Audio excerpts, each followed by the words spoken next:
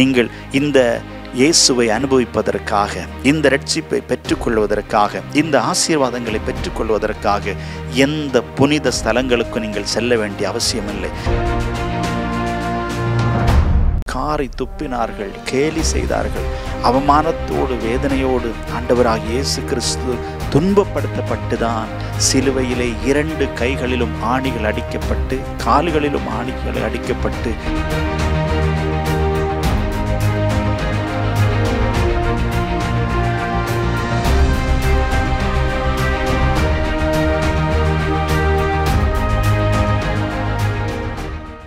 கிறிஸ்துவுக்குள் அன்பானவர்களே, ஆண்டவராகிய இயேசுவின் நாமத்தினாலே இந்த சமாதானத்தின் நேரத்தை பார்த்து கொண்டிருக்கிற உங்களை நான் வாழ்த்தி வரவேற்கிறேன். இந்த புதிய மாதத்திலும் ஆண்டவர் நம்மை காண செய்து, இந்த மாதம் நம்மை ஆண்டவர் ஆசீர்வதிக்க வேண்டும் என்று ஜெபத்தோடு இந்த மாதத்தை நாம் ஆரம்பிக்க போகிறோம்.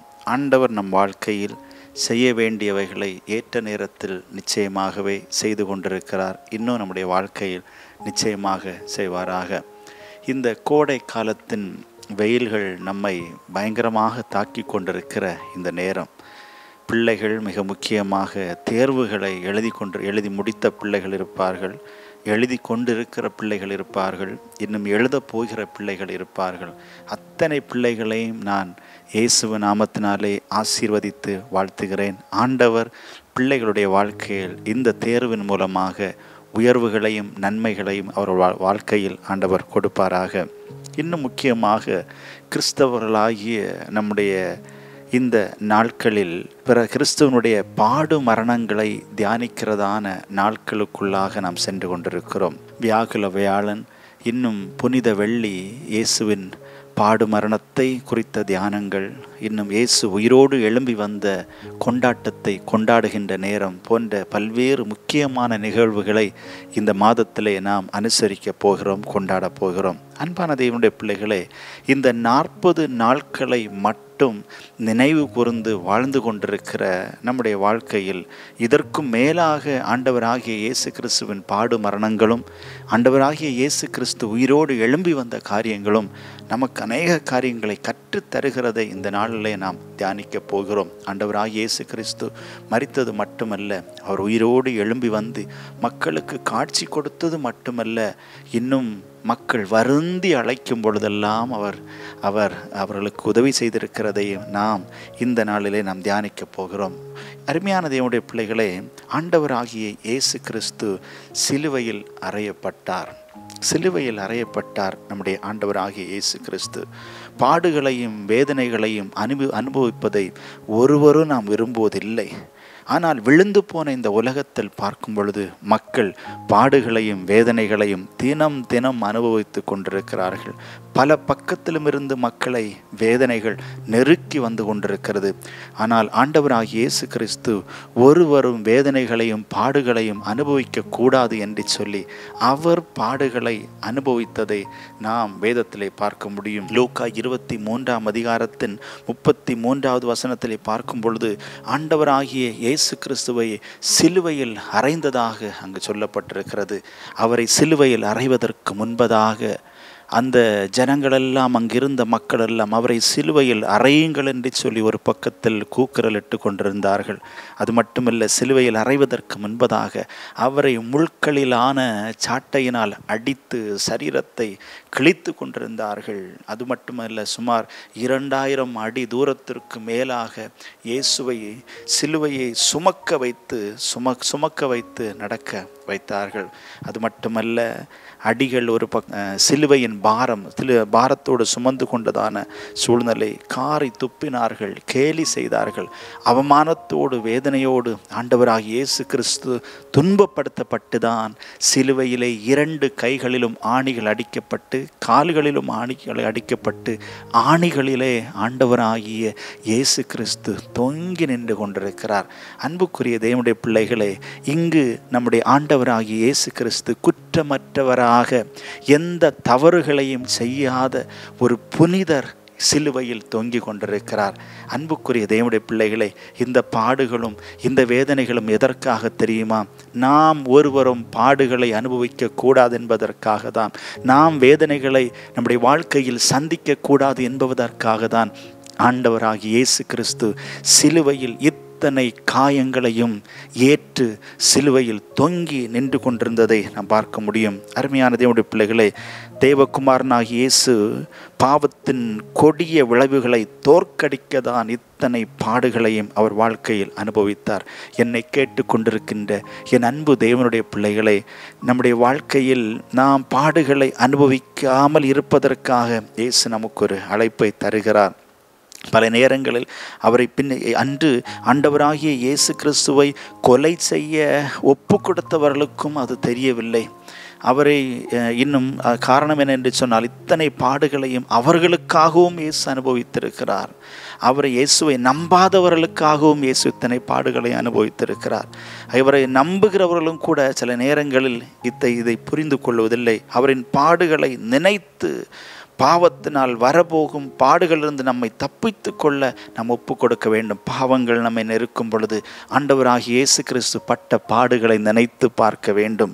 நாம் வேதனைகளின் பாதையில் செல்லும் பொழுது ஆண்டவராகிய இயேசு கிறிஸ்து நமக்காக பட்ட பாடுகளை நினைத்து பார்க்கும் பொழுது நிச்சயமாகவே பாவத்திலிருந்து நாம் விலகி வருவதற்கு இது நமக்கு ஒரு உணர்வை தரும் என்பதை மறந்துவிடக்கூடாது. நம்முடைய பாவங்களுக்காக சிலுவையில் அவர் அறையப்பட்டதனால் நம் அனைவரும் பாவத்தின் சம்பளமாகிய மரணத்திலிருந்து தப்பித்துக் கொள்ள முடியும், தப்பித்துக் கொள்ள நிச்சயமாக முடியும். பாவத்தின் பரிகாரி ஆண்டவராகிய இயேசு கிறிஸ்து ஒருவர் மட்டுமே என்ற முழு நம்பிக்கையில் நாம் அவரிடத்தில் அறிக்கையிடும் பொழுது அதுவே நமக்கு வழியும் சத்தியமும் ஜீவனுமாக இருக்கும். இயேசுவை நோக்கி பாருங்கள்.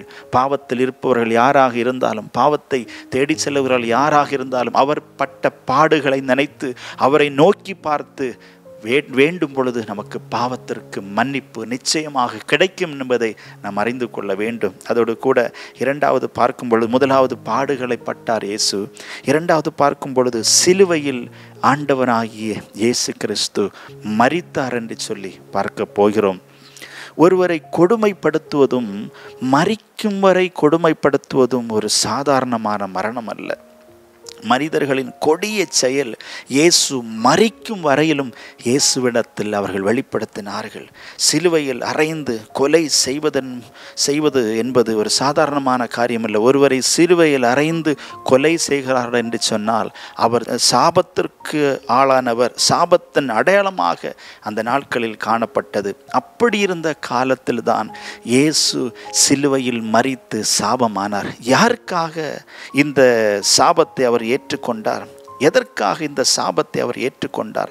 மனித குலத்திற்காகத்தான். அனைத்து மக்களின் சாபத்திற்கும் ஒரு முற்றுப்புள்ளி வைக்க வேண்டும், அனைத்து மக்களுடைய பாவத்திற்கும் ஒரு முற்றுப்புள்ளி வைக்க வேண்டும் என்று சொல்லிதான் ஆண்டவராகிய இயேசு கிறிஸ்து சிலுவையில் அவர் தன்னை ஒப்பு கொடுத்தார். தலைமுறையாக காணப்பட்ட அனைத்து மக்களுடைய சாபங்களையும் முறியடிக்க இயேசு சிலுவையில் மரித்தார். எனக்கு அருமையான தேவனுடைய பிள்ளைகளே, இது கிறிஸ்தவர்களுக்கு ஒரு உன்னத அடையாளமாக காணப்படுகிறது. சில மனிதர்கள் இந்த உலகத்தில் சாதனைகளை படைப்பதற்காக நான் மரித்தாலும் பரவாயில்லை, நான் சாதனை படைக்க வேண்டும் என்று சொல்லி சாதனை படைப்பதற்காக உயிர் தியாகம் செய்திருக்கிறார்கள். ஆனால் இங்கு நம் ஆண்டவராகிய இயேசு கிறிஸ்து தன்னை எதற்காக ஒப்பு கொடுத்தார் தெரியுமா?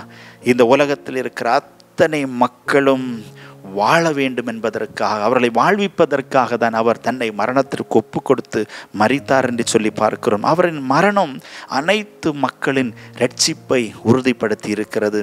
கடந்த நாட்களிலே நான் மிஷனரி பயணமாக வட இந்தியாவுக்கு சென்றிருந்தேன். அங்கு சென்ற பொழுது புண்ணியங்களை பெறுவதற்காக, பாவங்கள் மன்னிக்கப்படுவதற்காக, வாழ்க்கையில் ஆசீர்வாதம் வருவதற்காக மக்கள் பலவிதத்தில் பலி செய்கிறதை பார்த்து கேள்விப்பட்டு மிகுந்த வேதனைப்பட்டேன்.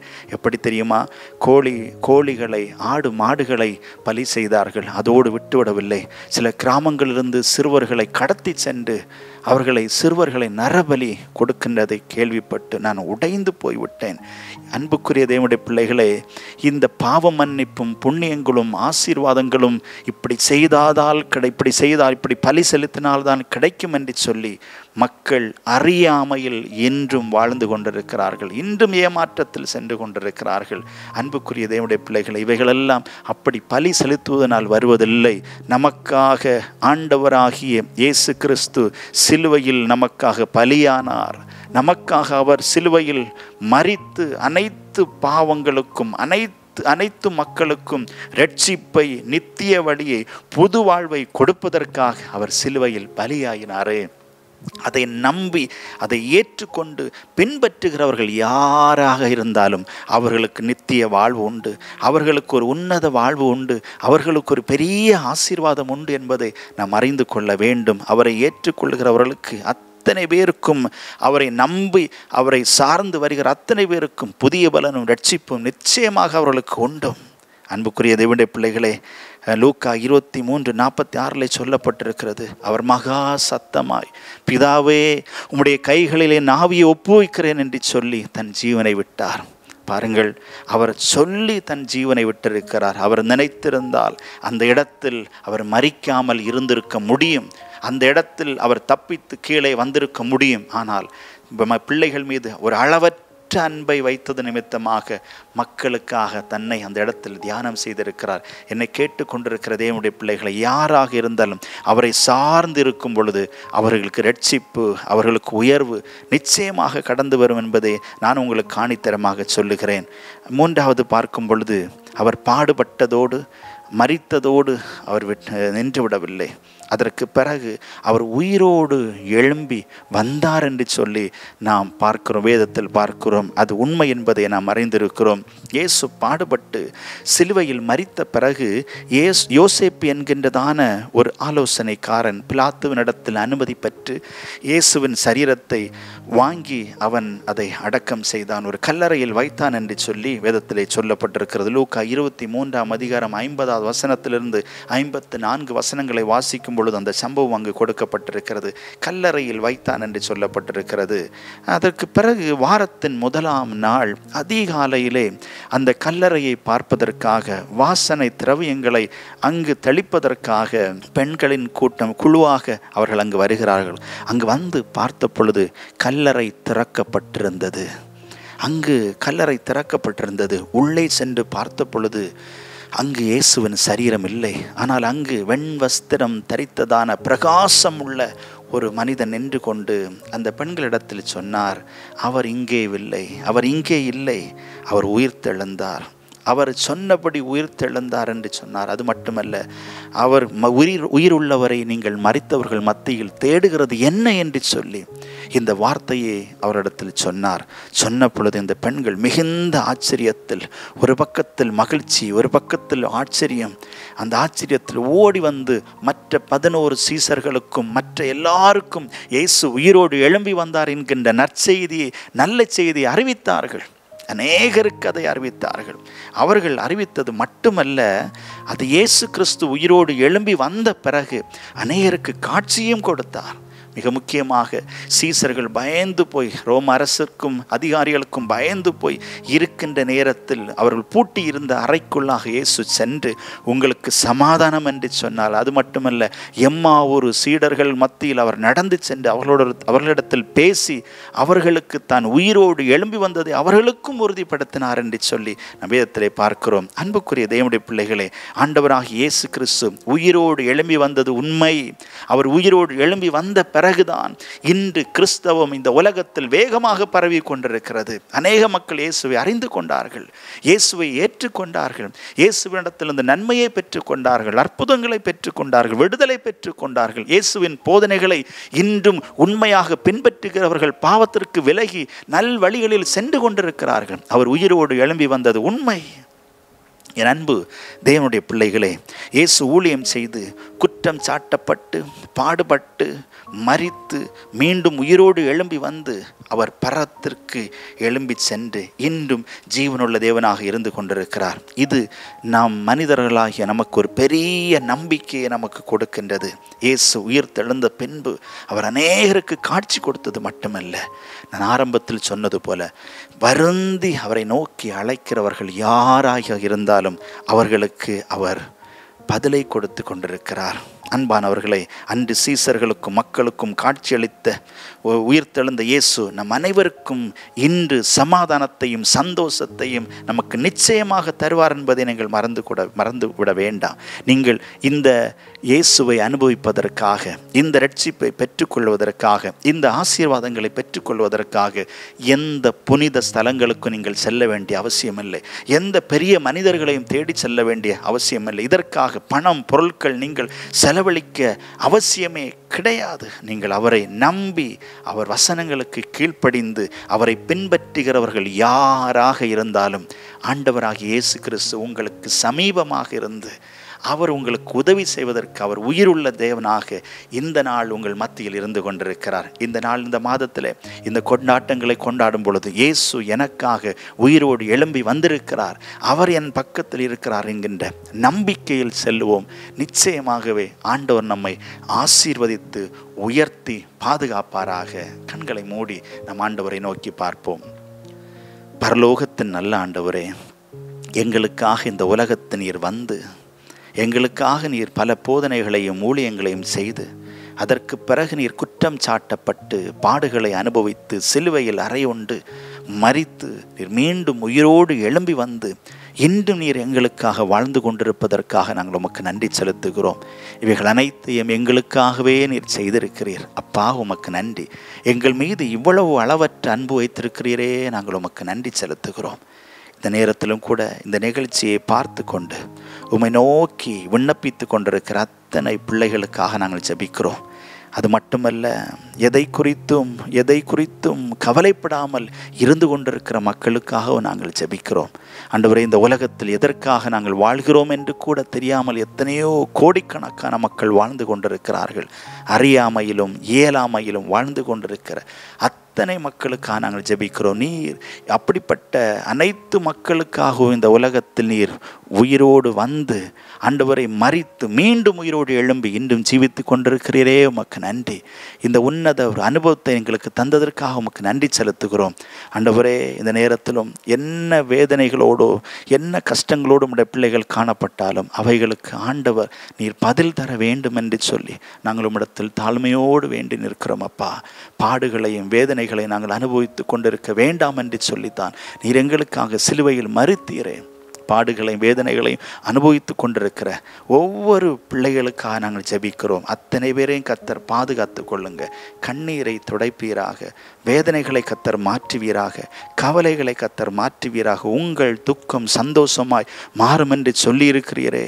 எங்கள் பிள்ளைகளுடைய துக்கங்கள் எல்லாம் சந்தோஷமாக மாறட்டும். தேவையினாலே உடைய பிள்ளைகள் அவதிப்பட்டு கொண்டிருக்கிறார்கள். பல்வேறு தேவைகள், பண தேவைகள், இன்னும் தங்க வேண்டியதான வீட்டின் தேவை, ஆண்டவரே குடும்பத்தை நடத்தி செல்ல வேண்டிய ஆண்டவரே நல்ல ஒரு சமாதானமான வாழ்க்கை தேவை.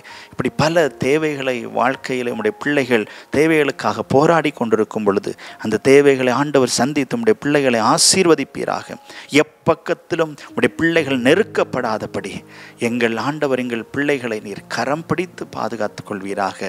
ஆண்டவரே, குடும்பத்தில் இருக்கிற தடைகள், ஆசீர்வாதத்தின் தடைகள் எவைகளாக இருந்தாலும் அவைகளை ஆண்டவர் எடுத்து போடுவீராக. எந்த தடைகள் எப்பக்கத்தில் இருந்தாலும் ஆண்டவர் எடுத்து போடுங்க.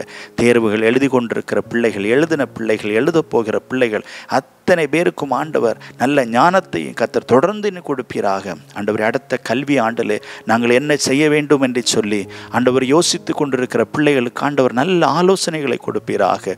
உயர் கல்விக்காக ஜெபிக்கிற பிள்ளைகள், ஆண்டவரே படித்து முடிக்க போகிற பிள்ளைகள், என்னுடைய எதிர்காலத்திற்கு என்னை வேலை கிடைக்குமோ என்று சொல்லி காத்து கொண்டிருக்கிற பிள்ளைகளுக்கு ஆண்டவர் நல்ல வேலை வாய்ப்புகளை ஆண்டவர் கொடுப்பீராக.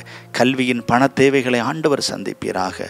ஆண்டவரே, இன்னும் உடைய பிள்ளைகள் வறுமையில் இருந்து கொண்டிருக்கிறார்கள் என்று சொன்னால் வறுமைகளை ஆண்டவர் மாற்றி பிள்ளைகளுக்கு வேண்டிய ஆசீர்வாதங்களை ஆண்டவர் நீர் கொடுப்பீராக. அப்பா, உம்மை நம்பினவர்கள் ஒருவரும் வெட்கப்பட்டு போனதில்லை. நாங்கள் உம்மை நம்பி இந்த நேரத்தில் நின்று கொண்டிருக்கிறோம். திருமணத்தின் தடைகள் மாற்றப்படட்டும். பல வருடங்களாக எங்களுக்கு திருமணம் நடக்கவில்லையே என்று சொல்லி காத்து கொண்டிருக்கிற பிள்ளைகளுக்கு ஆண்டவர் ஏற்ற நேரத்தில் திருமணத்தை அவர்களுக்கு ஆயத்தம் செய்து கொடுப்பீராக. குழந்தை பாக்கியத்திற்காக பல நாட்களாக காத்து கொண்டிருக்கிற பிள்ளைகளுக்கு ஆண்டவருடைய பிள்ளைகளுடைய கற்பத்தின் கனியை ஆசீர்வதித்து பிள்ளைகளுக்கு ஆண்டவர் நல்ல குழந்தைகளை கொடுத்து நீர் அவர்களை கனப்படுத்துவீராக. ஆண்டவரே, வேலை இல்லாமல் வேலையை இழந்து போயிருக்கிற பிள்ளைகள் இருப்பார்களானால் அவர்களுக்கும் ஆண்டவர் நல்ல வேலை வாய்ப்புகளை கர்த்தர் கொடுப்பீராக. ஆண்டவரே, நாங்கள் பிரிந்து காணப்படுகிறோம், எங்களுடைய பிரிவினைகள் மாறட்டும் என்று சொல்லி ஏங்கி இருக்கிற பிள்ளைகள் உண்டு. பிரிவினைகளை மாற்றி உங்கள் பிள்ளைகளை ஆண்டவர் நீர் ஒற்றுமையாக வைத்து குடும்பத்தை ஆசீர்வதிப்பீராக. அப்பா, கடன் பிரச்சனைகள் மாறட்டும், வியாதிகள் மாறட்டும். ஆண்டவரே, கண்ணீரோடு மருத்துவமனையில் இருக்கிற பிள்ளைகளுக்கு ஆண்டவர் அற்புத சுகத்தை கொடுப்பீராக. நீர் நல்லவர் என்பதை உடைய பிள்ளைகள் ருசி பார்க்கட்டும். அப்பா, நீர் உதவி செய்வீராக. எப்பேற்பட்ட தேவைகளோடு உடைய பிள்ளைகள் இப்பொழுது ஜபித்து கொண்டு இருந்தாலும் அந்த தேவைகளை கர்த்தர் சந்திப்பீராக. எங்கள் ஊழியங்களை ஆசீர்வதிப்பீராக. ஊழியத்திற்காக ஜபிக்கிறவர்கள், கொடுக்கிறவர்கள் அத்தனை பிள்ளைகளையும் கர்த்தர் ஆசீர்வதிப்பீராக. எங்களை முழுவதுமாக உம்முடைய அன்பின் கரத்தில் அர்ப்பணித்து இந்த ஜபத்தை நாங்கள் உம்மிடத்தில் உரிமையோடும் தாழ்மையோடும் கேட்கிறோம் எங்கள் நல்ல பிதாவே. ஆமேன், ஆமேன்.